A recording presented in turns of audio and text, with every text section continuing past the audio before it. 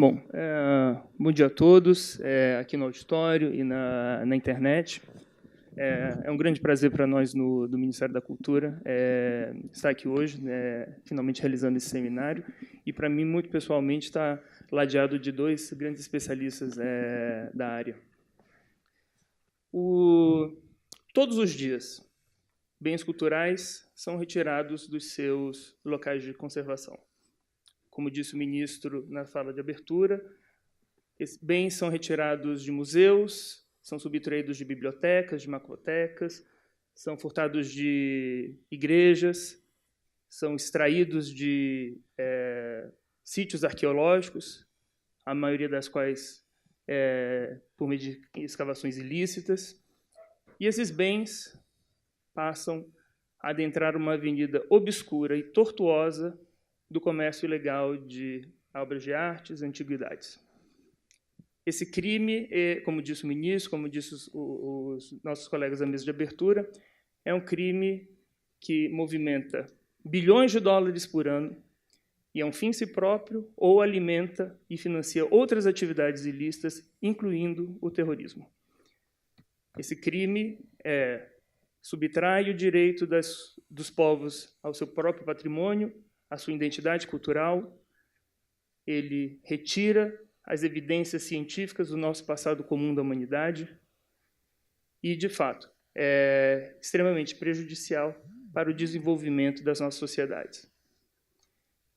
Para um problema global dessa natureza, soluções globais são necessárias. E soluções globais necessitam de cooperação em diferentes níveis, em diferentes instituições, e, como eu disse, por ser um crime de alcance global e alcança todas as regiões do mundo, necessita de uma articulação internacional concertada dos diferentes atores que lidam com essa matéria. Por esse motivo, é tão importante que instituições internacionais como a Unesco, o ICOM e outras, como a Interpol, a Organização Mundial de Aduanas, etc., atuem de maneira concertada no combate ao tráfico dos bens culturais. Estamos, nessa manhã, nessa primeira mesa de abertura, tratando exatamente da proteção, da abordagem internacional da proteção de bens culturais, dos instrumentos de proteção de bens culturais em nível internacional, especialmente no caso da Unesco, das convenções e recomendações de proteção ao patrimônio cultural móvel, e do ICOM nas abordagens mais museológicas, mais da proteção por instituições de museus.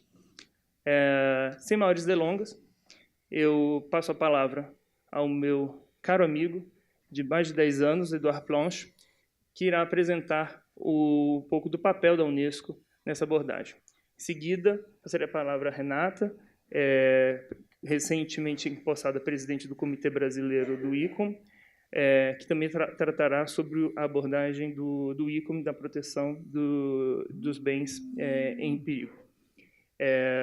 Renata tem um voo ao meio-dia, ele tem que partir ao 12h30 para pegar um voo internacional justamente para uma reunião na sede do ICOM. Então, caso, Renata, a gente não tenha terminado até 12h30 essa mesa, a plateia certamente entenderá a escusa de ter que partir. Perfeito. Bom, então, sem maiores delongas, Edouard já foi apresentado pela Jaqueline. Então, Edouard, the floor is yours.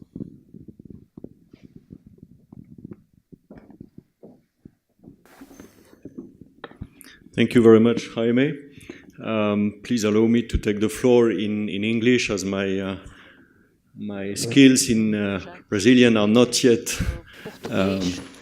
at the appropriate level, não está no nível apropriado para dar uma palestra. Eu pretendo melhorar e a próxima palestra eu gostaria de começar por agradecer o Ministério da Cultura, na presença do Sr. Celeste, minha colega, que é Eduardo Saron, por sua hospitalidade, assim como todos os membros do Ministério e também do escritório da Unesco, que tiveram essa iniciativa. É a primeira vez que estamos aqui falando dessa tipo de iniciativa e até onde a minha iniciativa, eu sei, nós falamos do que acontece no Brasil. Eu vim em 1912 para falar sobre as recomendações para os museus, mas desde então não fizemos nenhum trabalho nessa iniciativa para a luta contra o tráfico de bens culturais. Então, estou muito feliz de estar aqui conversando com vocês sobre esse assunto. Permitam-me começar com um breve vídeo para introduzir esse assunto e depois eu vou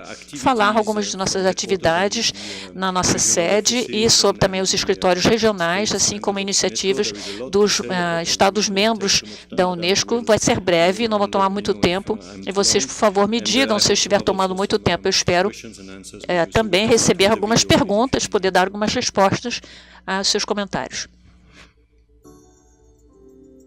It's a strange little object, isn't it? É um pequeno objeto estranho, não é? Bell-shaped body. Esse corpo pequeno com esses olhos bem grandes, Looks like something you might pick up at your local algo market, que você pode comprar right? no mercado local, Well, there's a né? much bigger story here. Bom, tem uma história This little muito object maior is envolvida. called Esse the pequeno eye idol. objeto é chamado do It is ídolo dos 5,000 years olhos old e tem and was 5.000 discovered in anos Syria. e foi descoberto na It's an Síria. irreplaceable E part é of the uma country's parte cultural heritage. não substituível Sadly, da herança the cultural eye desse idols país. are only Infelizmente, one example há of many objects apenas at risk of esse é apenas disappearing um completely. exemplo de objetos que estão desaparecendo no While mundo the todo. conflict in the country rages Enquanto on, o conflito no the país theft of continua, ancient artifacts o during roubo illegal de artefatos excavations antigos becomes durante easier. escavações And they can be small enough to ilegais fit in a piece é of fácil. handbag. E os objetos são Since pequenos o suficiente para irem numa mala pequena. 25% of Syria's Desde archaeological 2011, sites 25% dos artefatos arqueológicos da Síria foram roubados. Uma vez roubados, são levados para países vizinhos.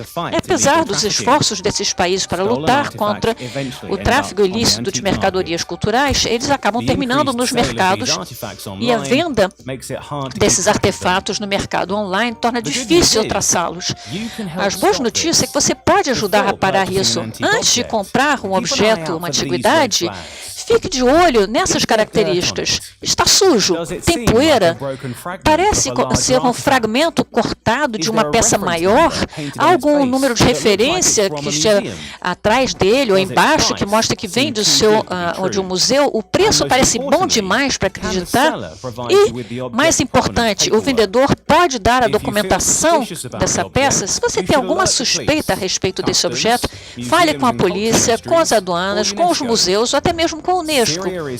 A Síria é a terra de várias dessas propriedades culturais tão valiosas. E o roubo de artefatos ameaça a riqueza cultural desse país. Ajude-nos a interromper esse tráfico ilícito. Para mais informações, por favor, visite esse link da Unesco, assim como as páginas dos parceiros principais da Unesco que ajudam na luta contra o tráfico ilícito de bens culturais.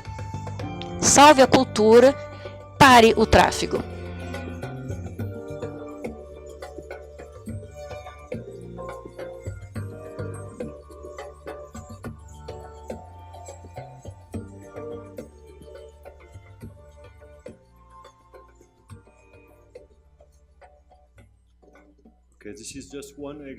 Nós temos aqui um pequeno exemplo das atividades da Unesco.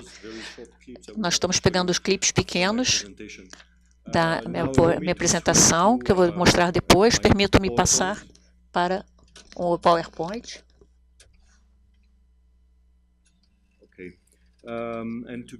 E dar-lhes uma visão de nossas iniciativas. Eu vou dar uma breve visão do arcabouço legal, na cooperação internacional e o que estamos fazendo em relação à nossa luta contra o tráfico ilícito e a luta contra o terrorismo. A Síria pode parecer um pouco longe do Brasil, mas o fato é que o tráfico ilícito de bens culturais é uma questão global, como nós ouvimos mais cedo. Eu gostaria de lembrar-lhes, por exemplo, que há alguns anos, quando o Museu de Bagdade de Antiguidades foi roubado em 2003, 15 mil peças desapareceram das coleções nacionais e até agora recuperamos apenas 5 mil dessas peças, o que significa que ainda há 10 mil peças crianças desaparecidas circulando no mundo cujo paradeiro desconhecemos. Nós descobrimos algumas tabletes cuneiformes no Peru graças ao trabalho da polícia e algumas dessas tabletes eram do Museu de Bagdá e foram apreendidos no Peru, o que mostra como esse tráfico é amplo e como é importante que todos se envolvam na luta contra esse tráfico. Algumas palavras sobre a convenção. Eu não quero sobrecarregá-los com informação e dados jurídicos, mas vem justamente de um pedido dos Estados-membros durante os anos 60 e no início dos anos 70 para dar mais atenção a essa questão do tráfico ilícito de bens culturais, porque muitos países, inclusive na África, especialmente no norte da África, estavam acedendo à independência e queriam reapropriar a sua herança cultural. Ao mesmo tempo, o mercado cultural de arte estava em pleno crescimento e a venda de artefatos antigos e de antiguidade estava crescendo muito. E é por isso que agências como a Unesco se interessaram por essa convenção e a criaram, e foi então assinada e ratificada por o Brasil nos anos 70, se não me equivoco. Essa convenção é apenas uma parte de um esquema mais amplo. Nós estamos trabalhando com 6 convenções culturais. Nós temos uma de 1954 dedicada à proteção de herança cultural durante conflitos armados. Não há nenhum país no mundo que possa dizer que esse assunto não seja uma prioridade. A proteção de herança cultural, de patrimônio cultural durante conflitos é importantíssimo. Isso foi completado em 1970 com a Convenção para justamente a luta contra o tráfico ilícito. Em 72, a Convenção, a World Heritage Convention, foi adotada na Convenção Mundial. E em 1972, em 2001, um novo assunto, a proteção de patrimônio cultural sob a água, submarino, ou seja, todos os traços de patrimônio cultural aquático em águas locais ou no mar foi protegido. Em 2003, nós tivemos, então, a proteção também do patrimônio cultural intangível com o diretor-geral, que era o Sr. Komatsu do Japão, que levantou isso, uma convenção em 2005 dedicada à produção e proteção da diversidade cultural. Então, isso faz parte de um arcabouço. Quando um país ratifica uma dessas convenções, ela ratifica as outras convenções, porque todas elas funcionam juntas. Então, proteger o patrimônio cultural é a proteção de todos esses aspectos, imóvel, submerso ou não, todas as... E nós temos, então, uma outra convenção depois, que completa a Convenção de 1970, no campo do direito internacional privado, e que foi ratificado pelo Brasil em 1999, e eu quero felicitar as autoridades do Brasil por essa ratificação. E essa convenção tem 42 estados que são parte dela. Um quarto desses estados vem dos países da América Latina e do Caribe, ou seja, mostra o sucesso, é uma boa prática que deve ser promovida. Em relação à Convenção de 1970, nós temos 137 Estados-membros, inclusive 24 da região do LAC, e podemos ver aqui uma lista também de ratificações que estão por ocorrer, principalmente na área do Caribe. Nós temos alguns países pequenos e ilhas que ainda não ratificaram. Nós estamos trabalhando com nossos escritórios na Havana e Kingston, na Jamaica, para justamente levar essas ratificações, porque mesmo que o tráfico não seja uma questão preponderante nesses países, como eu estava dizendo, é uma questão global. Então, se o país não é um país fonte, contudo, pode ser um país de passagem, ou seja, esse patrimônio cultural atravessa o território desse país, ou pode até mesmo ser um país de destino, destino se houver colecionadores lá que comprem esses bens. Então, todos os países devem ser parte desse tratado. E nós também temos alguns furos também na África e na Ásia e no Pacífico, e nós estamos trabalhando com os países faltantes para fazer com que ratifiquem esses tratados. Eu acho que para o 50º aniversário, talvez consigamos fazer algo. Eu vou sublinhar alguns dos esforços que estamos fazendo ao nível regional e, às vezes, ao nível nacional para obter essa ratificação, essa sensibilização e capacitação nos países. Recentemente, com nossos colegas em Kingston, nós tivemos um workshop que foi organizado pela Comissão da Jamaica para a Unesco para fortalecer a luta justamente contra o tráfico ilícito no país e aumentar a ratificação da Jamaica. Então, se não tiver, nós estamos trabalhando então para capacitação também e fortalecer também o arcabouço legal, fortificar a polícia local, as aduanas locais e o mercado local, aumentando a conscientização da população local também e até a conscientização das crianças e do público em geral. Eu gostaria de lembrá-los dos 3 pilares da Convenção de 1970. Em primeiro lugar, a prevenção, que é um elemento-chave. É sempre melhor prevenir o roubo do que tentar depois encontrar os objetos que foram roubados. Desculpem. O segundo pilar é dispositivos para restituição, uma vez que o roubado tenha sido roubado ou exportado ilicitamente. E, em terceiro lugar, a cooperação internacional. No que diz respeito à prevenção, os inventários nacionais são importantes. É importante saber o que há nas suas coleções, conheçam seus objetos, identifiquem-nos, listem-nos, tenham um sistema de segurança nas coleções privadas e públicas, instituições privadas e públicas e até mesmo os colecionadores privados devem saber o que tem, porque uma vez roubado é tarde demais. A polícia vai dizer que é muito difícil para a polícia encontrar um objeto sem uma boa fotografia, uma boa descrição. Então, os inventários locais são importantíssimos. Tem um controle nas fronteiras, capacitar as autoridades aduaneiras. Nós trabalhamos de perto com a Interpol e com a OMA para instaurar equipes para verificar o que entra e sai dos países. Correntemente, nós estamos trabalhando com a União Europeia, porque a União Europeia está tentando criar um certificado de importação, porque viram como são importantes os roubos que estão ocorrendo no Oriente Médio. Eu comecei justamente falando do problema na Síria e nós raramente vimos um tamanho nível de destruição e pilhagem de uma região do mundo, na Síria em particular, em que os locais arqueológicos estão sendo roubados descaradamente. Milhares de objetos foram roubados da Síria, do Iraque, da Líbia, do Iêmen, e que agora circulam pelo mundo. Não sabemos onde se encontram esses objetos.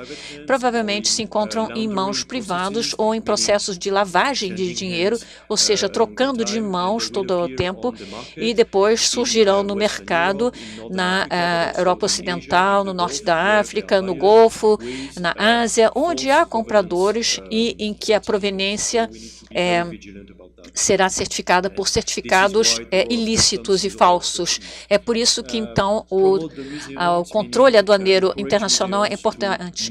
É preciso encorajar os museus a saber o que há em suas coleções. Nós ouvimos falar de museus em que as salas de armazenamento não estão arrumadas, coleções não são inventariadas e arrumadas corretamente. É preciso gestionar e regular o mercado local. Nós estamos trabalhando de perto com o mercado de arte local, encorajando, em primeiro lugar, a entender essa questão e a sua importância nos países de origem. Começou, de fato, com realmente uma pressão dos países da América Latina e com países que tinham, por exemplo, um patrimônio pré-colombiano, que foram para a Unesco e disseram: o problema realmente é muito importante, é muito forte. Temos que tomar iniciativa e implementar realmente a Convenção de 1970, colocando pressão no mercado de arte nos países de destino para fazer com que realizem que o tráfico ilícito de bens culturais não é só uma questão de dinheiro e de proteção de patrimônio cultural em galerias, é uma perda de identidade para nossas comunidades e também é perda de muito dinheiro. Então, é importantíssimo também para a economia desses países. Então, a regulamentação do mercado é a chave e nós estamos encorajando o diálogo com a Confederação de negociantes nessa área, com as galerias também, convidando para que eles interajam com a Unesco, com os países. E principalmente agora, com a situação no Oriente Médio, nós sabemos que vários objetos roubados já estão aparecendo ou aparecerão no mercado e eles vão estar sendo disponibilizados em galerias, em leilões, e eles têm que estar bastante vigilantes. Nós sabemos que essa herança cultural vão estar aparecendo, nós sabemos que peças da Palmira, da Babilônia vão aparecer no mercado, e essas pessoas que estão comprando essas peças serão denunciadas e eles têm que saber que eles terão problemas. Bom, a educação é fundamental para os acadêmicos, para o público como um todo, para turistas, e também a gente tem que criar algumas sanções administrativas e penais na legislação para que os traficantes saibam que, caso eles estejam lidando com herança histórica roubada, eles vão ser presos e que vão ter que pagar multas. E isso é importante para que os traficantes entendam que isso não tem punição. Então, às vezes eles fazem até um shopping de tráfico, onde eles colocam os objetos num país onde eles sabem que a legislação é mais fraca. É por isso que nós estamos trabalhando em conjunto com o Unesco para harmonizar as legislações e as medidas que são alocadas para que tenhamos o mesmo nível de proteção e de sanções ao redor do mundo. E, infelizmente, nós não chegamos a esse ponto ainda.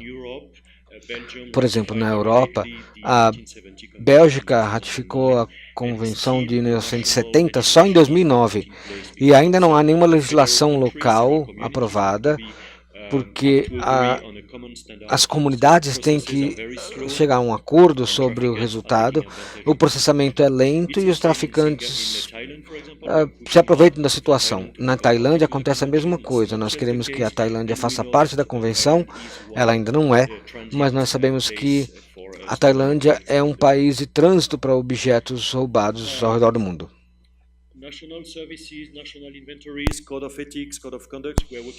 Serviços nacionais, códigos de conduta, são coisas que nós desenvolvemos com a ICOM, e eles têm um programa para estabelecer as regras para os curadores e museus e também para as pessoas que compram objetos desse gênero. Eu falei um pouco sobre isso anteriormente, mas é importante que se tenham equipes de alfândega e de polícia organizadas para combater o crime. Vocês não têm que ter centenas de oficiais ou de policiais, mas pelo menos uma equipe que possa trabalhar em estreita cooperação com outras equipes ao redor do mundo. Conexões, identificação de especialistas no mundo inteiro é algo muito importante para que nós possamos agir de forma mais rápida. Então aqui nós temos alguns dos nossos parceiros principais. Nós temos a Guarda Civil na Espanha, nós temos equipes no Caribe e nós estamos tentando trazer cada vez mais esforços para combater o tráfico ilícito. Eu não vou entrar em detalhes na convenção, mas eu queria dar alguns exemplos para vocês sobre artigos que foram restaurados, que foram devolvidos aos seus países de origem. Nós sabemos que o tráfico acontece em vários lugares e em alguns desses casos a gente tem sucesso. Esse é um dos casos onde a França retornou algumas peças para o Egito e, principalmente no que diz respeito à arqueologia, a coisa é bastante importante para nós. Quando a coisa é roubada ilegalmente, nós não temos inventário e o país de origem às vezes nem sabe que esse objeto existe. Então, quando esse objeto chega no mercado, não se existe nem inventário e prova de existência ou de origem desses objetos. É por isso que a convenção é importante, porque não é necessário se ter um inventário, uma identificação do objeto. Quando o objeto for roubado, ele tem que ser devolvido o mais rápido possível. Ele não tem que fazer parte de um inventário, tem que fazer parte do acervo de um museu nacional e daí por diante. Outro caso foi entre a Estônia e a Ucrânia. Essa é uma espada viking que foi traficada pela Rússia e ela foi detida pela alfândega da Estônia. A gente pode ver aqui, nesse outro caso, a velocidade de trânsito de uma escultura do século XII que estava sob posse do Departamento de Herança Histórica do Canadá, que foi devolvido para o país de origem na Índia em 2015. E o Canadá é um dos melhores exemplos que nós temos de implementação da Convenção de 1970. Então, esses itens foram devolvidos em 2015 e em 2016 foram devolvidos também outros itens para a Bulgária. No que diz respeito à América Latina, nós tivemos um caso recente entre a Alemanha e México. Nós temos esse caso aqui, que é muito comum em vários países da América Latina, principalmente no que diz respeito à herança pré-colombiana. Então, um traficante ou colecionador traficou várias peças dessa era para a Alemanha e para outros países na Europa. Então, eles conseguiram, no Peru, capturar essas peças muito rapidamente e esses objetos foram exibidos em Santiago de Compostela. Então, eles conseguiram recuperar isso rapidamente, mas isso não acontece em outros países que têm que pedir apoio jurídico para que esses objetos sejam devolvidos. Então, esse caso aqui ressoou bastante no nosso mercado e a Alemanha mudou bastante a legislação no que diz respeito à circulação de herança cultural. No caso da Venezuela e Costa Rica, nós ficamos sabendo que a Venezuela devolveu para Costa Rica mais ou menos 200 objetos da época colonial e eles foram devolvidos entre 2010 e 2014. A Guatemala também recuperou 18 peças pré-colombianas que foram localizadas na Alemanha, na Itália e na Suíça. Então, às vezes, nós temos várias fronteiras envolvidas nesse processo, mas isso nos dá esperança hoje em comparação com o que acontecia algumas décadas atrás. É claro que nós não trabalhamos sozinhos. E, felizmente, nós temos a polícia ao nosso lado, com a Interpol em Lyon, mas também outros escritórios regionais em Buenos Aires, por exemplo, que é bastante ativo. No ano passado, nós tivemos um workshop bastante eficaz com a polícia argentina e com a polícia latino-americana em Buenos Aires para mobilização e fortalecimento da capacidade dos policiais. Estamos trabalhando com outras organizações em estreita cooperação, com workshops e com sessões de capacitação. Nós temos a Unidroit aí com o escritório da ONU que luta contra o crime organizado. Então, também temos essa instituição trabalhando conosco, porque nós sabemos que o tráfico de produtos desse gênero está intimamente ligado a crimes organizados, principalmente no que diz respeito a financiamento ao terrorismo. Nós estamos investigando isso, mas na Bélgica nós descobrimos que alguns ataques que aconteceram na Bélgica foram custeados com recursos de tráfico de produtos desse gênero. Então, peças arqueológicas como essa são vendidas e usadas para comprar armas. Então, essa é uma questão extremamente séria. Outras fontes são a União Europeia, são fontes de financiamento e também o Conselho Europeu, que são alguns dos nossos parceiros. Eu queria destacar o artigo 9 da Convenção, porque quando o país está especialmente sob uma certa ameaça, o país pode convocar qualquer parte dessa Convenção para fortalecer a atenção de todos os outros países da Convenção, para que eles fortaleçam os seus controles fronteiriços, para que eles possam identificar esses produtos que estão circulando pelo mundo.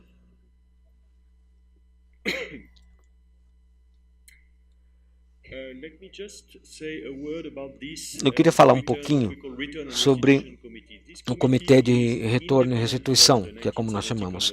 Esse comitê é independente da Convenção de 1970 e foi criado há 4 anos atrás para que se cuidassem de casos de roubo que tenham ocorrido fora do escopo da Convenção de 1970, ou seja, antes de 1970 ou antes da implementação da Convenção nesses países.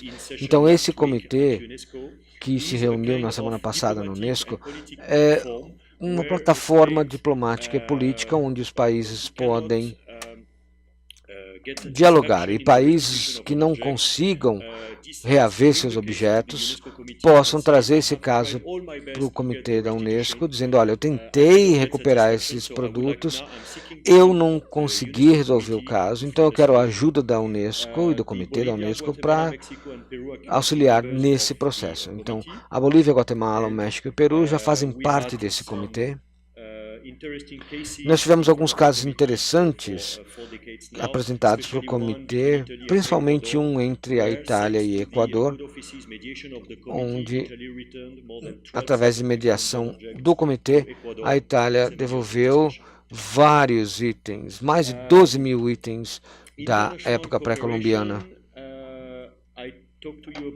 No que diz respeito à cooperação internacional, eu falei com vocês sobre nossos principais parceiros e outros parceiros que nós temos também. Nós temos a Federação Internacional de Bibliotecas, o Escudo Azul para a herança histórica em tempos de conflito. E com os nossos parceiros nós montamos algumas ferramentas, como o certificado de exportação modelo. Mais uma vez, a alfândega é importante para controlar o que entra e sai de um país, e os objetos culturais não são commodities, elas não são carros ou computadores, elas são de uma natureza não renovável, e elas carregam consigo identidades e culturas e têm muito mais valor do que o valor financeiro. E é por isso que eles precisam de proteção específica nas fronteiras e também nas legislações pertinentes de cada país.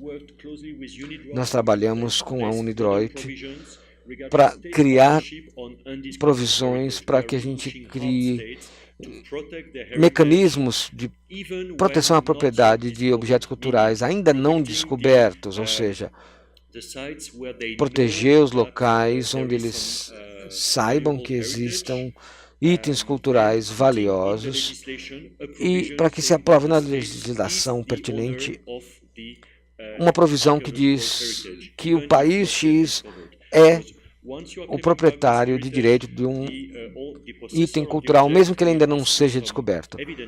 Porque aí, nesse caso, será necessário que se peça a comprovação da propriedade desses itens. E é claro que relatórios científicos e coisas do gênero são bastante importantes para comprovar a propriedade do item, mas a legislação é essencial, ela tem que existir.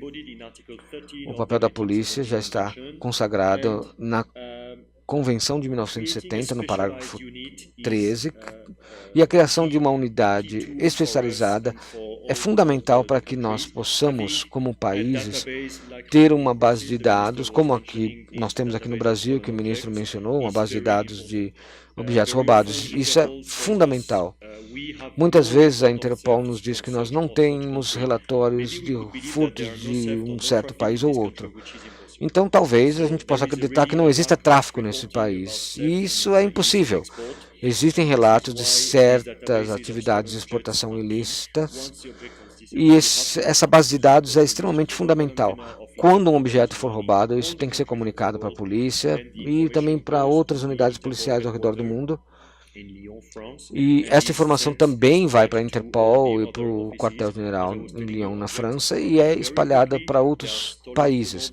Esses objetos viajam rapidamente, eles mudam de país de um dia para o outro, às vezes até no mesmo dia isso acontece.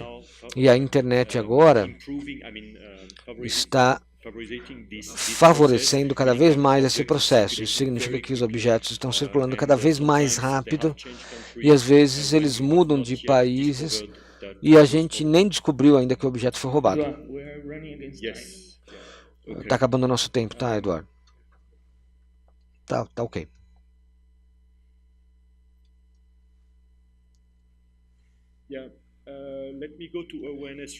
Eu queria falar sobre a conscientização. Nós temos uma campanha que está sendo realizada e, na verdade, está sendo desenvolvida na Argentina no que diz respeito à questão de herança e criatividade. E por detrás disso nós temos a proteção da herança cultural. O United for Heritage, Unidos pela Herança Cultural, foi uma campanha que nós começamos a desenvolver depois da destruição no Iraque. Então, isso é algo que se aplica também na América Latina e no Caribe. Aqui nós temos um erro em Buenos Aires. Na verdade, foi em abril desse ano, não em 2017. E nós trabalhamos continuamente também com o apoio dos nossos colegas nos escritórios locais. Eu não quero falar muito sobre dados de herança histórica e terrorismo, mas nós temos algumas resoluções que já foram adotadas dentro do quadro das Nações Unidas e do Conselho de Segurança em Nova York. Nós temos o capítulo 7 da Carta da ONU, e essas resoluções são mandatórias para todos os países membros da ONU. Nós não estamos mais falando sobre convenções e ratificações, ou ser parte de um tratado ou não. Se o país é membro da ONU, ele tem que implementar essas regulações, principalmente a 2347 e a 2199, que dizem respeito aos saques no Iraque e na Síria. Eu vou parar por aqui. Eu queria só mencionar duas publicações. Na verdade, três. A primeira delas é a recomendação no que diz respeito a museus e acervos. Nós temos trabalhado em estreita cooperação com as iniciativas do IBRAM alguns anos atrás, e nós ficamos muito contentes com a iniciativa dos nossos colegas dos escritórios brasileiros e também em Havana, mas isso é fundamental para o papel dos museus. A última edição do World Heritage Review, que fala sobre o comércio ilegal e ilícito. Então vocês podem ler isso pela internet. E essa publicação também foi lançada alguns anos atrás, não ao tráfico ilícito de bens culturais, que foi preparado para os nossos colegas em Havana e está disponível em inglês e espanhol. Isso tem alguns artigos e exemplos com foco na situação na América Latina. Talvez a gente possa dar uma olhadinha nos vídeos. Eu acho que depende de vocês decidirem isso, ou talvez a gente possa partir para perguntas e respostas. Talvez a gente possa mostrar os vídeos depois da apresentação da ICOM. Tudo bem, sem problema. Muito obrigado pela atenção de todos.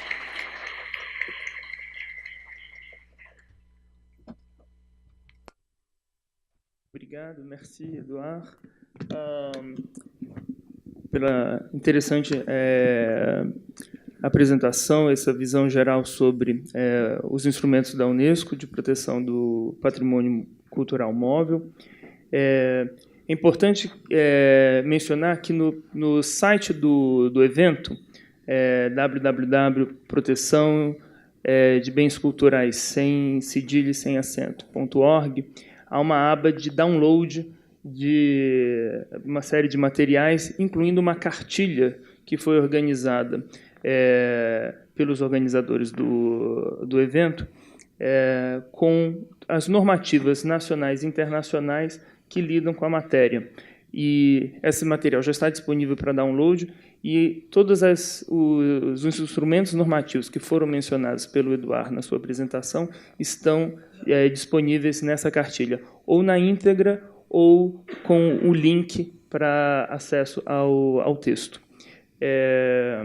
Também é importante lembrar que as perguntas podem ser também enviadas por WhatsApp. Tem um número que imagino que seja aqui de São Paulo, então é 11, né? 999-43-8179. 999-43-8179.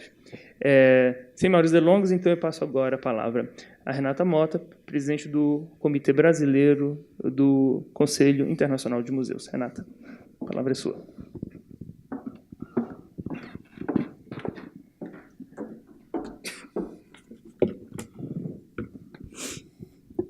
Bom dia a todos, todas. Como já foi bem contextualizado pelo nosso anfitrião, Eduardo Saron, Marlova e o ministro, a questão de proteção e circulação de bens culturais implica em desafios globais e uma articulação importante entre entes de diferentes naturezas, né? E, de fato, nos parece, a partir da perspectiva do ICOM, este é um momento muito importante, oportuno, de alinhamento dessas diferentes entidades, com possibilidades concretas, né, de aí lançarmos próximos passos para avançarmos nessa questão que tem aí, né, essa abrangência e essa complexidade.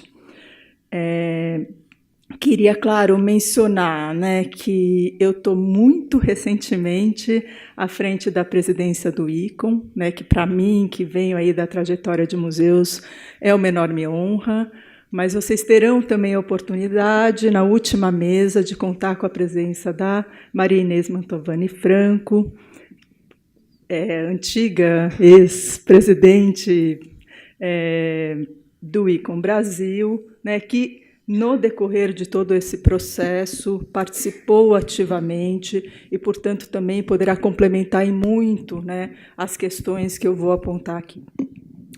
Eu não sei onde está o apontador.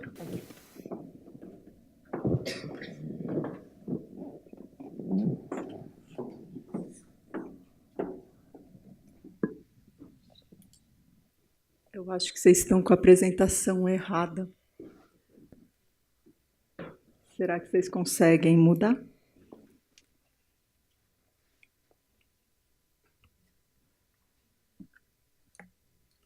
Alguém da técnica consegue confirmar?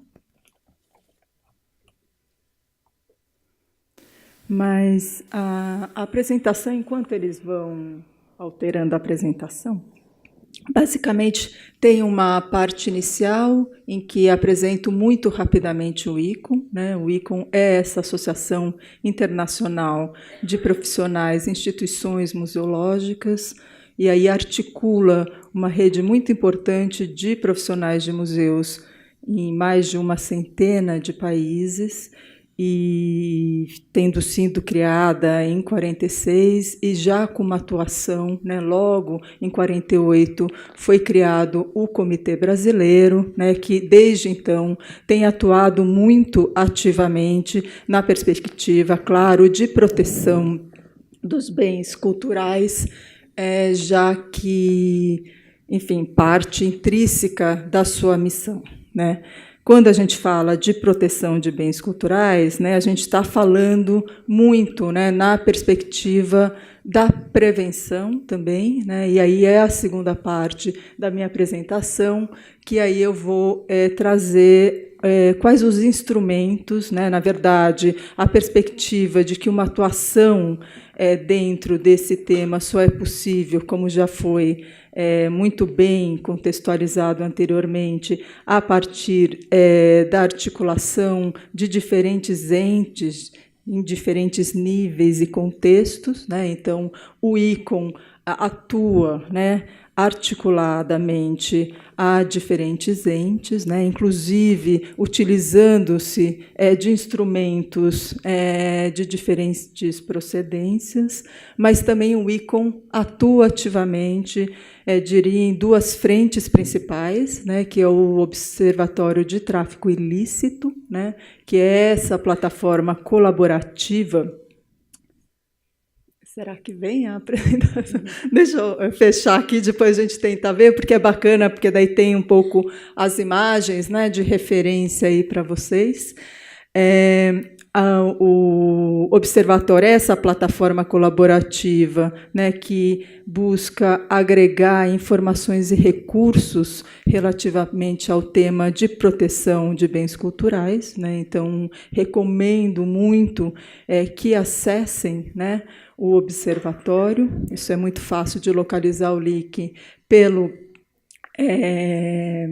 site do próprio ICO. E em segundo lugar, né, a edição das chamadas Red Lists, né, que são publicações que caracterizam tipologias de objetos e bens culturais em risco em diferentes partes do mundo. O Brasil está propondo a Red List Brasil, né, uma articulação que, pela natureza dela, é claro, já vem sendo articulada há bastante tempo, e agora com o apoio, o patrocínio importante do Itaú Cultural, né, e muito bem-vinda essa postura institucional do Itaú Cultural, né, e de abraçar a causa da proteção dos bens culturais, né. Então, com patrocínio importante do Itaú, a gente, de fato, agora tem mais um peso para aprovação da nossa proposição, né? Então, um dos objetivos agora, na Assembleia Anual em Paris, que acontece essa semana, é, de fato, a gente, né, fechar essa articulação e aí já pensar, de fato, na implementação a partir dessa metodologia específica, mas que também passa por esse ciclo, né, do mapeamento, claro, o desenvolvimento de toda a Red List propriamente dita, mas também a questão importante de difusão dessas informações, desses materiais de referência, capacitação e visibilização do tema, né? Então, a gente tem que aí trabalhar em diferentes frentes, de forma importante, e aí eu acho que aqui, nessa plateia, há profissionais, né, de diferentes segmentos, de diferentes áreas, e eu acho que é importante compartilhar esse entendimento de que cada um, né, de fato, pode ter o seu papel, né, nesse propósito importante de proteção dos nossos bens culturais. Então, agora eu volto para trás, novamente. Então, essa primeira parte, só para contextualizar, de fato, o Conselho Internacional de Museus. E aí um pouco de números, né, para vocês terem referências, é de fato uma rede internacional de especialistas muito importante e que também sempre está à disposição de vocês para ser acionada a qualquer tempo, né, para os temas relativos, né, aos acervos, às coleções, né. O ICOM também tem um protagonismo bastante grande nas questões éticas, né, a partir da ampla disseminação do seu código de ética, né. Então, a gente está falando aí num âmbito de 20 mil museus, 37 mil especialistas, com atuação de 141 países, em todos os continentes, né. O ICOM, muito rapidamente, é articulado em comitês nacionais, né, como o Comitê Brasil, alguns muito mais recentes, né, enfim, cada um com a sua temporalidade, e comitês internacionais, né, que são os chamados comitês temáticos, em que esses diferentes especialistas atuam diretamente, né. A gente vai ter também a participação aqui no seminário do Gabriel Moore, né, que é do board do CIDOC, que é um desses comitês internacionais ligados à questão de documentação, lembrando, né, que a questão de documentação é uma questão fundamental, como um dos elos, né, aí para a proteção dos bens culturais, né, porque a gente tem que documentar, descrever bem os objetos, né, e quem é da área sabe que é uma discussão sem fim, né, dos campos, né, das listas controladas, né, dos vocabulários, portanto, o ICOM, né, tem aí, no âmbito do CIDOC e outros comitês também, mas especificamente o CIDOC, uma atuação importante, com muitos materiais de referência nesse sentido. Aí é uma contextualização geral, que eu acho que o Eduard na mesa de abertura já foi amplamente contextualizado, né? Não cabe aqui retornar, mas aí só queria, então, apontar os principais documentos de referência do próprio ICOM, né? Que aí eu acho que enfim, o objetivo principal aqui da minha fala, né? Então, o ICOM utiliza, né, instrumentos que não diretamente desenvolvidos pelo próprio ICOM, né, como o Object ID, né, da GET, e que é uma norma internacional de identificação de objetos, né? Então, neste âmbito da importância da descrição apropriada dos objetos, para que, uma vez, né, que eles sofram algum tipo de furto ou roubo, né, eles sejam possíveis, né, de serem localizados com precisão, né. Aí, apenas uma imagem, é um checklist do Object ID, né, para vocês entenderem um pouco, quem não conhece ainda, né, os campos, né, indicados aí para essa descrição dos objetos, né, e aí essa indicação da importância da documentação como um elemento crucial da proteção dos bens, né, um elo importante, às vezes não tão visível. E aí, né, o conjunto de instituições, né, que utiliza, né, esta referência de descrição. O segundo eixo, né, eu diria, de instrumentos são as bases de dados, né, de objetos desaparecidos, né? Então, a gente menciona aí algumas, a própria base da Interpol, a base do IBRAM e do IFAM, que já foram mencionados anteriormente pelo ministro, né? Então, são bases que têm focos, cada um específicos, né, mas que se articulam na perspectiva importante, né, se um primeiro passo é documentar bem, né, essas informações têm que estar depositadas de forma acessível, né, e visível para a comunidade em geral. Então, o IBRAM, a base do IBRAM, né? Então, são todas bases facilmente acessíveis pela internet. Aí um pouco um print screen, né? Mais para a indicação que tipo de campos e informações são necessárias, né? Lembrando que é fundamental, né, a inserção das informações nessas bases, né? A melhor forma também, né, da perspectiva de prevenção, para termos as informações apropriadas para a definição de políticas, além do objetivo primeiro, que é claro, a recuperação desses bens, e a base do IFAM. E aí também com print screen da base. E aí temos, como eu mencionei, as ações especificamente lideradas pelo ICOM, né? Então, o Observatório Internacional de Tráfico Ilícito, né?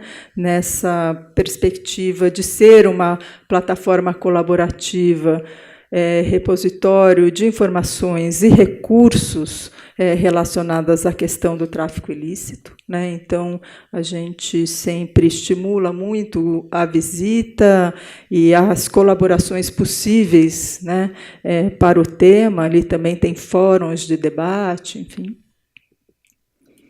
Aí é um pouquinho a cara da plataforma na internet.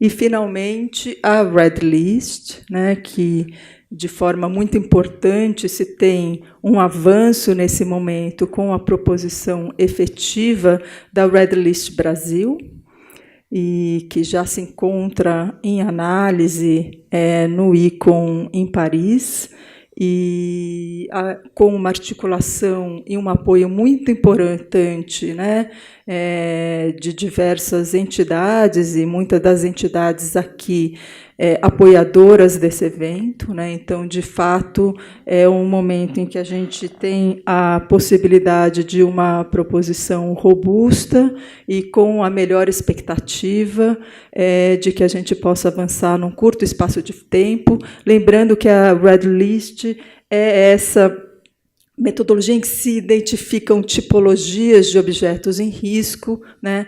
E, portanto, a partir da disseminação dessa informação, é possível trabalhar com os diferentes órgãos, né, que estão aí na frente de fiscalização das alfândegas, polícias, né, de uma identificação rápida e cada vez mais efetiva desses objetos, né, com possibilidade, de fato, de aumentarmos, né, em muito a segurança na circulação desses bens, né? Então, aí listados, né, as diferentes organizações nacionais e internacionais parceiras nessa elaboração, a quem a gente novamente agradece, né, porque foram já fundamentais no mapeamento e consolidação da informação que foi enviada na proposição da Red List. E aí um pouco a justificativa, né? Que acredito aqui, né, estamos falando todos interessados, pares, né, mas, de fato, né, da importância da Red List na perspectiva de atuar a partir, né, de toda a normativa que o Eduardo também apresentou e das recomendações nacionais e internacionais, né, de uma articulação que já vem de muito tempo, mas que a expectativa é agora que a gente encontra um momento oportuno para avançarmos, né. Então, um pouco imagens, né, de Red Lists já existentes, né, com esse mapeamento das diferentes tipologias que muitas vezes se cruzam, né, no caso das urnas amazônicas, que com certeza será reiterada também na Red List Brasil, e um mapeamento inicial, né, do que será a Red List Brasil, na perspectiva de objetos, tipologias de objetos que já conhecemos estarem em riscos, né, como objetos sacros, coloniais, fósseis, enfim. Então, um pouco os casos mais comuns, envolvendo patrimônio em risco, e, claro, um assunto que, né, já tem visibilidade e impacto na imprensa, né, e, portanto, oportuno, né, de avançarmos concretamente na ampliação das perspectivas de proteção desse nosso patrimônio. Queria só, para finalizar, agradecer, reiterando, né, a pertinência da realização desse seminário, na expectativa efetiva de avançar em desdobramentos, né, por meio do grupo de trabalho já existente e agora com um apoio importante do Itaú Cultural, para que, de fato, a gente consiga aí implementações importantes em torno do tema, e o ICOM Brasil, em especial, estará acompanhando muito de perto, né, esse desafio da implementação da Red List. Então, muito obrigada.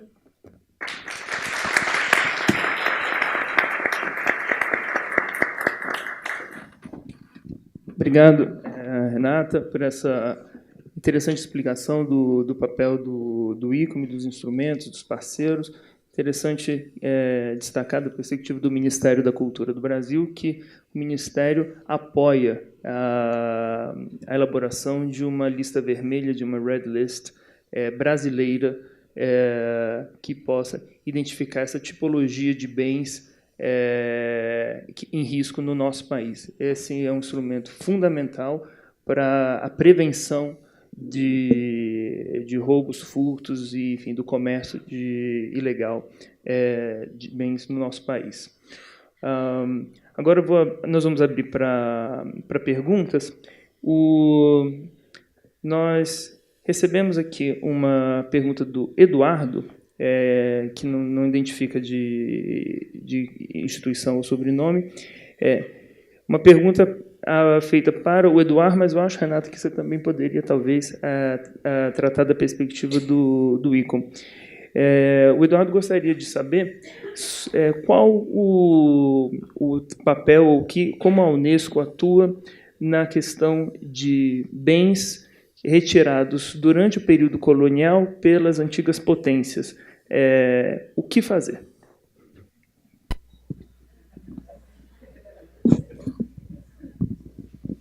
Okay, thank you very much. It's probably somebody who is following Obrigada. É provavelmente alguém que está acompanhando as notícias de perto, porque nós tivemos um encontro internacional de um dia na Unesco há pouco sobre essa questão, a pedido realmente do Sr. Zulay, que é justamente o novo diretor da Unesco, e a questão de objetos, então, que foram deslocados no contexto colonial e que é um assunto extremamente importante e que muitas vezes está fora do escopo da Convenção de 1970, e nós temos que ser muito criativos nesse campo e definir bem o que chamamos de meios alternativos para implementar as resoluções. Eu acho que nós também temos que ter cuidado para não dar uma resposta global para um contexto muito específico. Esse tipo de situação tem que ser estudada caso a caso, mas eu diria que a primeira resposta que nós trazemos para essa situação é o Comitê de Retorno e Restituição, que é uma plataforma, um fórum de negociação que nós colocamos à disposição dos países membros para que se resolvam esses tipos de casos. Um dos casos mais famosos que nós temos pendentes no comitê é o caso de Parthenon, que diz respeito ao governo do Brasil, governo de Londres. Essas esculturas estão lá em Londres e a Grécia está pedindo esses itens de volta. Na verdade, esse caso iniciou em 1983, quando a Melina Mercouri, que era ministra da Cultura, começou uma campanha para que esses itens fossem devolvidos. E o Parthenon é um dos itens mais simbólicos na lista de patrimônio mundial. Então, pelo menos a Grécia e o Reino Unido estão discutindo isso já há alguns anos, há muitos anos eu diria. Mas recentemente eles tiveram debates bastante construtivos e eu posso testemunhar que existe uma nova mentalidade no que diz respeito a essa abordagem. É claro que não se chegou a uma solução ainda, mas ainda temos a questão de propriedade, quem é o proprietário dessas esculturas, mas os gregos e o Reino Unido, mais especificamente o Museu Britânico, estão trabalhando para resolver essa questão da maneira mais apropriada. Então, tem outras negociações também nesse comitê, e nós colocamos regras para mediação e restauração, para dar apoio a esses países, e também isso se aplica a uma abordagem caso a caso. Deixa eu dar um outro exemplo. Levou 300 anos para que se chegasse a uma solução entre duas áreas específicas na Suíça. Então, uma dessas áreas pedia a restauração de alguns livros para outra área e se levou 300 anos para chegar a uma conclusão. Foi-se encontrada uma solução dizendo que quem estava de posse do objeto teve que fazer cópias desses objetos que estavam nessa região para mandar de volta para outra região. E a cópia ficou em melhor estado do que o original. Então, o tempo não deve ser uma questão a ser considerada com tanta veemência nesse tipo de problema. Nós estamos discutindo objetos que são removidos durante o período colonial ou pré-colonial na Ásia e na África. Como vocês sabem, alguns países como Benin, que tinham propriedades culturais que foram removidos por tropas francesas que foram levados até a França. E esses itens estão disponíveis num museu francês e Benin está pedindo que esses itens sejam devolvidos porque eles pertencem à família real do país. Então, estamos debatendo isso agora e alguns especialistas que tinham que montar o relatório para o presidente francês nessa questão até novembro desse ano, está dizendo que alguns países usufruíram por muitos desses objetos por vários anos e que agora é o momento para mandar esses objetos de volta para os países de origem. Eu posso dar mais um exemplo, mais uma solução. A República da Coreia dizia que as autoridades francesas tinham mais de 200 livros considerados arquivos reais da dinastia real naquele país, e esses livros foram removidos da República da Coreia no final do século XIX e enviados para a Biblioteca Nacional em Paris. A sociedade civil teve uma mobilização bastante forte e naquela época o presidente Mitterrand decidiu devolver esses arquivos reais para a cidade de Seul. Isso causou problemas na comunidade de curadores em Paris, mas o que é interessante saber é que no final da história houve um contrato de negócios para que se construíssem trens de alta velocidade. Eu posso dizer que o poder da cultura, da diplomacia cultural é algo que não se deve ignorar. Ele também funciona como ferramenta para alguns países para que eles possam atingir os seus objetivos. Então, mais uma vez, não há uma solução global, mas são realizados estudos caso a caso. Isso quando os casos saem dessas convenções internacionais. Há também, da perspectiva do ICOM, um tratamento sobre essa questão? Eu acho que, como o Eduardo mencionou, um tanto caso por caso, acho que é importante sempre esse olhar das especificidades, mas acho que da perspectiva do ICOM muito a atenção, né, a uma importância de cada vez mais a gente consolidar a perspectiva de uma negociação transparente, e aí com essa atenção de cada caso, para que a gente possa construir as melhores soluções, né, que nunca são simples. O ICOM sempre tem a essa disposição, essa grande rede de especialistas, né, e que, portanto, também, né, não só muitas vezes contribuem diretamente, mas estão à disposição, né, para, né, a inserção de informações necessárias para essas negociações, né? Acho que um tanto nesses âmbitos, né, que procuramos colaborar. Você quer complementar? Very quickly, Adam, if I may give another example, which is also the result of a very fruitful cooperation with ICOM. We had some years ago a pending case before the Restitution Committee at UNESCO Tanzania, pendente, onde a Tanzânia pedia para um museu particular na Suíça, o Museu de Masca, que fosse retornado algumas peças importantes. E é claro que o comitê da UNESCO entrou para dar apoio a essa discussão. E em 2011, se eu não me engano, a máscara que foi solicitada foi devolvida para as autoridades nacionais de Tanzânia, que é o caso da máscara de Macon.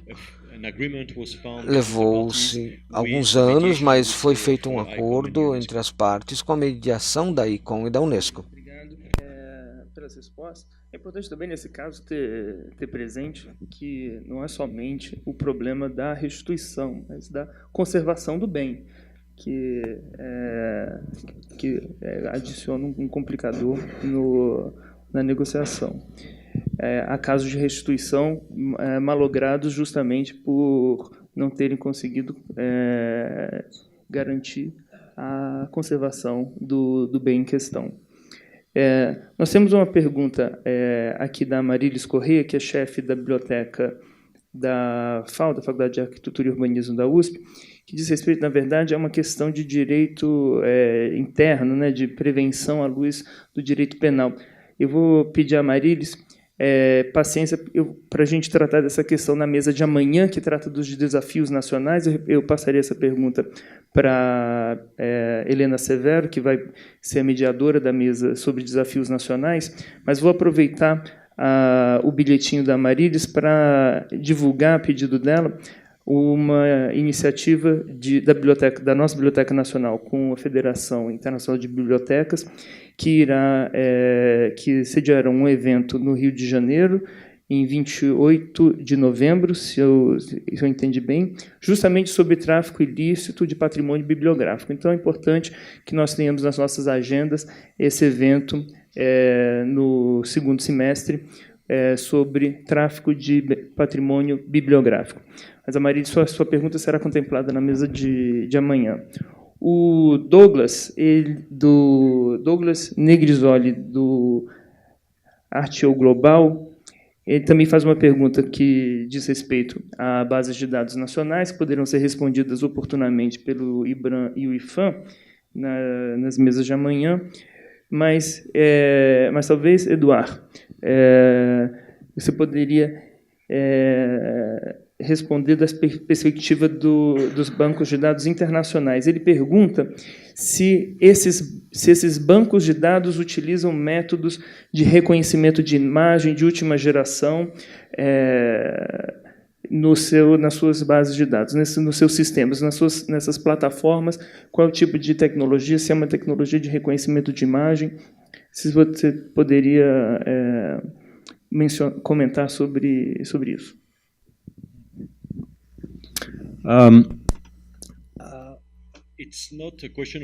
Não é uma questão que é relevante para a Unesco, porque a Unesco não mantém uma base de dados de objetos roubados.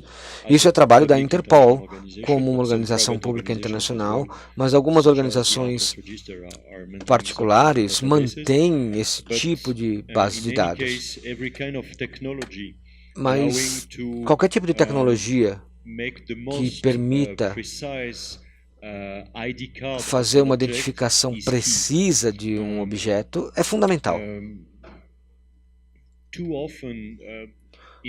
Com bastante frequência, os colegas da Interpol mostram exemplos de objetos que são roubados e eles recebem imagens onde não se vê nada sobre o objeto. Alguns objetos não são tão raros assim, então vocês podem encontrar não cópias desses itens, mas outras peças que sejam semelhantes. Nesses casos, ter uma imagem dos detalhes específicos, das características específicas do objeto em questão são fundamentais. Então, essas novas tecnologias estão ainda aparecendo nesse campo. Nós estamos trabalhando cada vez mais, especialmente no que diz respeito à herança destruída no Oriente Médio, com tecnologia de escaneamento em 3D. Então, nós começamos a trabalhar nisso e também no escaneamento dos monumentos ou de objetos nos acervos e desenvolvendo imagens em 3D. Isso é bastante útil quando o objeto é furtado ou ele desaparece dos acervos. Obrigado, Eduardo. Uma pergunta aqui, duas perguntas do Gustavo Perino. Eu vou começar pela pergunta que ele faz ao ICOM, sobre as diretrizes do Conselho sobre o relacionamento interdisciplinar dentro dos museus. Ele comenta aqui que tem pensado programas de integração entre historiadores, museólogos, peritos, restauradores, entendendo que o envelhecimento das equipes dentro dos museus é uma ameaça real no Brasil. Então, ele pergunta sobre as diretrizes do ICOM para esse relacionamento interdisciplinar dentro dos museus. O ICOM, como eu mencionei, ele tem uma organização a partir de comitês internacionais, né, temáticos, técnicos, que atuam com a participação de profissionais de diferentes backgrounds e especialidades, né? Então, é da natureza institucional do ICOM essa transversalidade na atuação, na perspectiva da atuação dos museus. É claro que no Brasil e nos contextos nacionais específicos, né, há sempre também os históricos próprios e a legislação específica, né? No caso do Brasil, a gente tem tanto o nosso marco regulatório, que é o Estatuto de Museus, né, quanto o reconhecimento da profissão museólogo, que trazem normativas específicas das responsabilidades de cada profissional, né?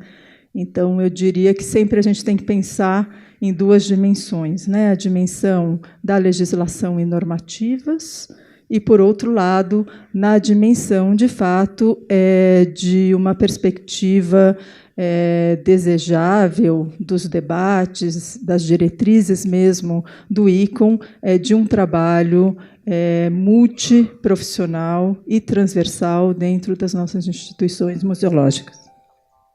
Desculpa, era para eu terminar. Obrigado, Renata. Mais uma pergunta também do Gustavo Perino, agora para o Eduardo, da Unesco.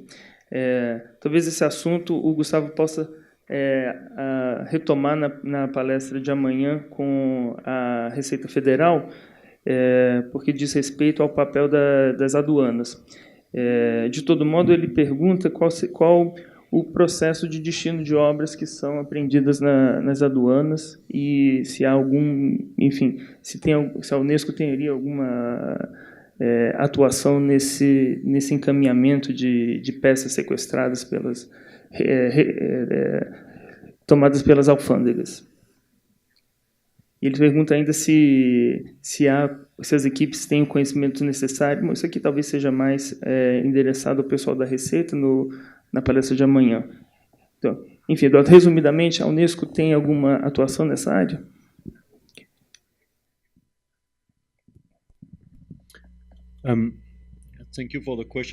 Muito obrigado pela pergunta. Como eu estava dizendo, a Unesco não trabalha sozinha, porque nós não somos especialistas em todos os campos. É por isso que a polícia e a alfândega são essenciais no nosso trabalho de luta contra o tráfico ilícito. Nós estamos trabalhando com a Organização Mundial das Alfândegas, com unidades especiais em alguns países, e de forma bastante prática, o nosso trabalho, quando nós recebemos notificação de objetos furtados ou objetos que foram traficados em países de origem, eu devo dizer que a Grécia e o Peru são bastante ativos nessa área. Normalmente, com certa regularidade, eles estão nos avisando de objetos que desapareceram com bastante frequência, e nós encaminhamos essas informações para a alfândega e para a polícia, na sede da Interpol, porque nós sabemos que de lá essa informação vai ser divulgada para todas as unidades no mundo. É assim que nós estamos contribuindo para o trabalho das alfândegas no mundo. É claro que nós também trabalhamos com essas organizações na capacitação dos policiais. E às vezes a gente tem que começar do zero. Isso significa que a gente tem que ensinar para esses policiais sobre o que nós estamos falando, o que é herança cultural. E por que a herança cultural é diferente? Precisa de um tratamento diferente de drogas e armas, por exemplo. E eles precisam entender como identificar e reconhecer esses itens. Então, treinamento prático, ensinando o arcabouço internacional e as ferramentas que eles têm à disposição deles. Então, esse é o tipo de trabalho que nós estamos realizando com as alfândegas. Eu não sei se eu respondi a sua pergunta, mas eu recomendaria que nesse campo você entrasse em contato com os nossos colegas em Bruxelas, onde a Organização Mundial das Alfândegas é sediada. E também, se você tiver algum tipo de tecnologia para compartilhar com eles, para que eles possam entrar em contato com as equipes locais das alfândegas. E nós podemos facilitar esse tipo de contato, porque o conhecimento específico é fundamental, fundamental, a tecnologia também é fundamental, porque, como você sabe, o tempo é importante no que diz respeito ao tráfico ilícito. Nós temos que agir rápido. Nós sabemos que as alfândegas estão examinando milhares de containers e malas todo santo dia. Então, nós temos que ser bastante rápidos nessas apreensões. Nós precisamos de conselhos dos especialistas para verificar se é um original ou se é algo falsificado. Por exemplo, 60% dos itens sírios que estão circulando são falsos. A população local, às vezes, precisa ter meios de subsistência, então eles estão fazendo cópias. Então, essas cópias falsas estão circulando também. Então, é por isso que a gente está trabalhando com as plataformas de internet, eBay, todas as plataformas, porque eles têm que informar as pessoas que compram e vendem nessas plataformas que muitas vezes esses objetos são falsos. A primeira coisa que você tem que verificar é isso. E, em segundo lugar, eles têm que verificar a procedência do objeto. E se não existe documentação para o objeto arqueológico, que a pessoa não compre, porque essa peça pode ser uma peça roubada. Uma pergunta para Renata, do Rafael Green, eu não consigo ler, chefe de obras raras da UNB. É uma pergunta sobre o interesse dele na Red List brasileira. Se está sendo considerado incluir a tipologia bibliográfica na lista, na Red List brasileira, né? Ele coloca aqui um comentário, né? Considerando que muitos livros raros, cobiçados por criminosos e colecionadores particulares, é uma tipologia que é em risco no Brasil. Ele gostaria de saber se isso está sendo considerado para a Red List brasileira. Está sendo considerado, né, no mapeamento que foi efetuado, né, a produção gráfica, incluindo bibliográfica, obras raras, né, de fato, já foi observada, né, como uma categoria, uma tipologia de risco. Claro é que se trata de uma metodologia internacional e, uma vez, né, aprovada o desenvolvimento da Red List brasileira, isso vai ter o seu encaminhamento e trabalhos específicos para a consolidação dessas tipologias a partir dessa metodologia, né? Mas, no momento, tal como foi apresentada a proposição, está incluído. E, se você me permite complementar a pergunta, existe uma ideia de prazo de quando, caso seja aceita essa proposta do Brasil, tem um prazo para a expedição da lista? Se eu não perder meu avião, um dos objetivos é, de fato, já tem uma articulação bastante robusta, né, que veio sendo liderada pela Maria Inês até o momento. Nessa semana vão haver discussões específicas relativamente à aprovação dessa proposição brasileira. Claro é que as temporalidades, sempre quando a gente está falando em cooperação internacional, vocês sabem ainda melhor do que eu, elas, né, têm o seu tempo. Mas a expectativa agora, com o patrocínio já assegurado pelo Itaú Cultural, é que, de fato, a gente tem todos os elementos, né, para, de uma forma célere, avançarmos. Mas, infelizmente, prazos ainda não temos, mas, logo que tivermos, as informações vão sendo disponibilizadas no site do ICOM Brasil. Renata, obrigado. Então, mais do que nunca, a sua ida a Paris é fundamental neste momento para apresentar esse pedido brasileiro e fazer as sugestões devidas para que a gente tenha a lista vermelha brasileira. Eu sei que você tem que partir, porque seu voo é daqui a pouco. O Eduardo ainda tem alguns vídeos que ele deseja mostrar, então eu agradeço muitíssimo a sua participação, ter conseguido, mesmo com a viagem internacional, estar presente aqui conosco hoje. Muitíssimo obrigado e sucesso em Paris, na conferência do ICOM. Agradeço o Eduardo pela mesa aqui conjunta, você, Adam, um super prazer. Eu fico mortificada mesmo de sair assim, acho super deselegante, mas, infelizmente, né, é difícil conciliar. Uma boa causa. E a causa é boa, tá bom? Então, obrigada.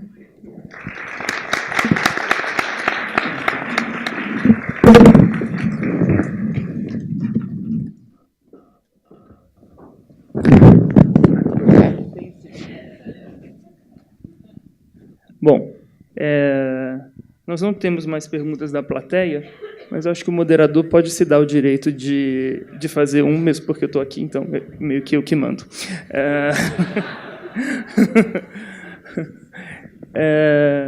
Eduardo, a minha pergunta é em relação ao trabalho mais recente da Unesco em relação à implementação da Convenção de 70. Você chegou a mencionar brevemente, mais recentemente, aí nos idos dos anos de 2010, houve uma certa retomada, um certo fortalecimento da Convenção de 70, em grande medida impulsionada pela América Latina, pelo grupo de países da América Latina e do Caribe, o GRULAC. Inclusive, a embaixadora Cecília Bácula, que está aqui na plateia, foi embaixadora do Peru na Unesco nessa época, e uma das grandes impulsionadoras da retomada desse tema. E, de fato, grandes medidas, importantes medidas foram tomadas, como as reuniões periódicas dos Estados-partes da Convenção de 70, a criação do Comitê Subsidiário da Convenção de 70, enfim, diversos instrumentos que não estavam previstos na Convenção puderam ser finalmente implementados para garantir a eficácia na implementação da Convenção.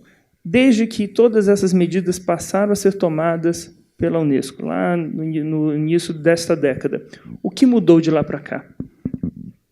Obrigado. Thank you, Adam. Yes, in effect, de fato, thanks to the graças a ação do grupo dos países da América Latina e do Caribe, o GRULAC, e especificamente Cecília, e as autoridades do Peru e do México, e o chefe o embaixador Esquineiro também, e outros países também que participaram, a questão, então, foi levada a ser prioridade da agenda, e houve, então, a pesquisa entre os Estados-membros da Unesco. Então, levantou-se realmente essa questão da luta contra o tráfico ilícito e a implementação da Convenção de 1970 como prioridade para o secretariado e para os países membros. O que aconteceu desde então? Decidimos revitalizar essa convenção. Nós temos 3 opções. A primeira opção era primeiro fazer uma nova convenção, então, levando em conta, digamos, a questão do tráfico ilícito, principalmente em relação à arqueologia e aumento de roubo dos objetos de arte.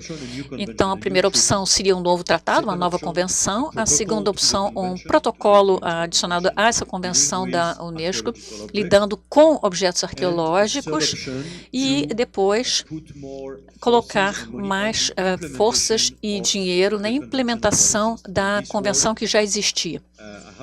E eu devo dizer que eu fiquei aliviado que foi a terceira opção que foi escolhida, decidindo, então, que não era acrescentando novas normas ou novas leis ou convenções e legislação internacional que se resolveria essa situação. Um novo tratado, então, foi descartado como opção. A segunda opção, que era um protocolo adicionado à convenção, que já existe, que é realmente a convenção da UNIDROIT de 1995, que foi realmente criada para preencher justamente as lacunas da Convenção de 1970. Então, diziam realmente que essa convenção seria auto-executável. Então, uma vez que os países que assinariam a convenção da UNIDROIT, isso se aplicaria diretamente na lei internacional, não sendo necessária nova legislação, e essa legislação poderia ser utilizada por entidades privadas, enquanto que a da Unesco é utilizada por estados, porque é um arcabouço internacional. Então, nós temos a UNIDROIT, a Convenção UNIDROIT, que trabalha diretamente não com a prevenção, mas com a restituição dos objetos. e dando respostas também à questão do tráfico de objetos arqueológicos, que havia aumentado muito. Decidimos, portanto, partir para a terceira opção, que era revitalizar a Convenção e sua implementação por tratado, tendo, então, mecanismos de implementação mais eficientes, com reuniões a cada 2 anos e um comitê de monitoração que se reuniria todo ano para ver a implementação dessa convenção nos países membros, compartilhar boas práticas, identificar onde estavam os problemas e quais seriam as prioridades para a luta contra o tráfico ilícito. E por isso que estamos agora encontrando todo ano. No ano passado tivemos, então, o encontro justamente do Comitê para Monitoramento da Convenção de 1970. Descobrimos prioridades a ser o tráfico na internet, por exemplo, é um assunto candente, e também estamos trabalhando no fortalecimento de inventários, trabalhando também na a tecnologia de interromper, digamos, certas coisas e ver também se há as diligências que são feitas. Se você compra algum objeto, você tem que checar a origem, a documentação desse objeto. Se verificou o preço, está comprando de alguém que é um marchand ou um vendedor confiável, as circunstâncias da aquisição, verificação do banco de dados de objetos roubados da lista do ICOM. Isso é uma responsabilidade que pertence a cada um de nós, assegurar-nos que o objeto que queremos comprar, que estamos vendendo, não é de procedência duvidosa. Se não houver proveniência ou houver incerteza em relação a essa proveniência, é melhor abster-se de comprar, porque há muito realmente escavações ilegais e tráfico, e isso aumentou muito no Oriente Médio, ao justamente não se implementar medidas mais fortes. Então, nós estamos realmente encorajando o mercado e facilitando todas as ferramentas para verificar a proveniência dos objetos. Muito obrigado. Nós temos aqui uma pergunta da Maria Cláudia Santiago, da Biblioteca Manguinhos, Fiocruz, que diz respeito à busca de patrimônio bibliográfico furtado no Brasil. Eu vou pedir à Maria Cláudia paciência, essa pergunta será encaminhada para a mesa de desafios nacionais. Inclusive, será mediada pela presidente da Biblioteca Nacional, a professora Helena Severo. O Gustavo Perino, pede para fazer um anúncio que no dia 29 de setembro, no Rio de Janeiro, acontecerá o segundo International Conference Artwork Expertise, Conferência Internacional de Expertise em Trabalhos em Obras de Arte. É apoiado pelo IBRAM, Unesco e outras instituições. É um congresso sobre novas tecnologias e trabalho interdisciplinar na perícia de arte. Bom, então, Gustavo, está divulgado, e eu vou pedir para o pessoal da organização colocar também no site, no link de notícias, anúncios, o link para essa conferência. Com isso, não temos mais... acho que contemplamos todas as perguntas da plateia. O Eduardo gostaria de apresentar ainda mais um vídeo para encerrar. Eu acho que até fica simpático encerrarmos com um vídeo. Eu quero aproveitar para agradecer a presença de todos aqui no auditório, agradecer os amigos que nos acompanham na internet. Fiquei sabendo, inclusive, tem pessoas fora do país acompanhando esse seminário, que nos alegra muito. Agradecer aos organizadores aqui do Itaú Cultural por nos acolher nessa manhã, os nossos intérpretes de língua estrangeira e de Libras, muito obrigado pelo apoio de vocês. Recomendar que todos visitem o site proteçãodebensculturais.org, sem tio e sem acento, porque lá todos esses materiais e PowerPoints e apresentações estarão disponíveis para download. Então, eu recomendo que voltem a visitar o portal. E, Eduardo, I give back the floor to you para apresentar os vídeos que você gostaria de deixar para o final. Muito obrigado.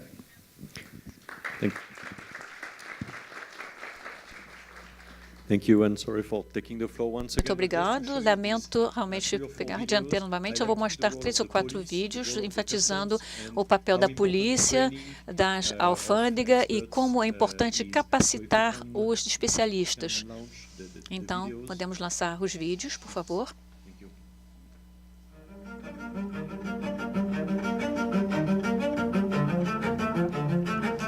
São recuperados pela alfândega francesa. Esses incríveis objetos têm mais de 3.000 anos. Foram devolvidos a seus países de origem dentro do arcabouço da Convenção de 1970 da Unesco. Os artefatos agora estão a caminho do Egito. Roubar cultura é roubar identidade.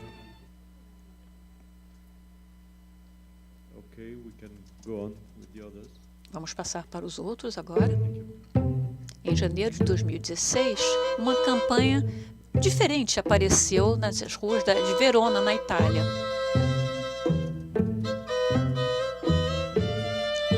Eu não vou ser enganado. Por vários meses, trabalhos de arte, obras de arte, tinham o mesmo slogan que apareciam nas paredes, e todos esses trabalhos pintados nas paredes se referiam às coleções do museu da cidade. A Sagrada Família, com uma santa, de Andrea Mantega, retrato de uma criança, de Giovanni Francesco Carotto, a Senhora de Licny, por Rubens. O que levou a esse movimento?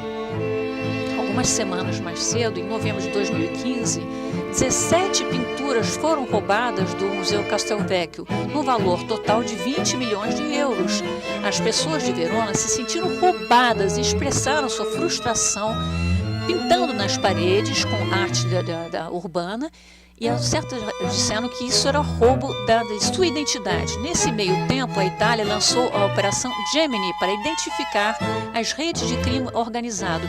A Interpol lançou um apelo público e criou edições especiais sobre essas obras roubadas. As pinturas foram acrescentadas ao Banco de Dados Internacionais de Obras Roubadas e, depois de 6 meses de cooperação, as obras foram encontradas seguras e devolvidas à Itália.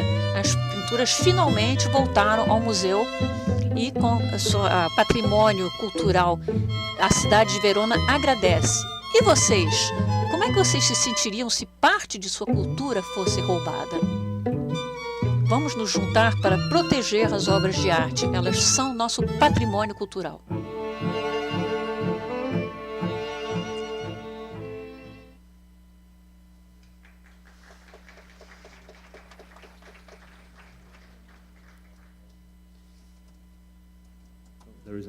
E é mais um. De 1887 a 1912, um impressionista francês desenvolveu um interesse especial pelo balé, principalmente as dançarinas da Ópera de Paris e suas performances. Ele chamava Hilaire Germain Edgar Degas, também conhecido como Edgar Degas. As cantoras do coro, que não representam dançarinas, mas sim cantoras, uma cena justamente da ópera de Don Giovanni, no coro final da ópera. Em janeiro de 2018, essa pintura foi encontrada, tinha sido roubada em 2009 na Alemanha. Essa obra de arte vai agora voltar como forma de patrimônio cultural. Diga não ao tráfico ilícito de patrimônio cultural. Você já ouviu falar de antiguidades do sangue em regiões afetadas por conflitos armados? Antiguidades estão sendo violentamente e ilegalmente adquiridas e depois vendidas no mercado negro da arte. Tornou-se uma das principais fontes do financiamento do terrorismo. Uma região é particularmente afetada. Todos os dias, artefatos como este são roubados e contrabandeados para fora das fronteiras. Para lutar contra isso, uma coordenação internacional está sendo montada. E é importantíssimo treinar os especialistas que podem identificar essas antiguidades de sangue e interceptá-las antes que caiam nas mãos dos traficantes. E isso é precisamente o que estamos fazendo. Uma resposta global para uma ameaça global. Eu acho que isso é tudo. Muito obrigada a todos por sua atenção.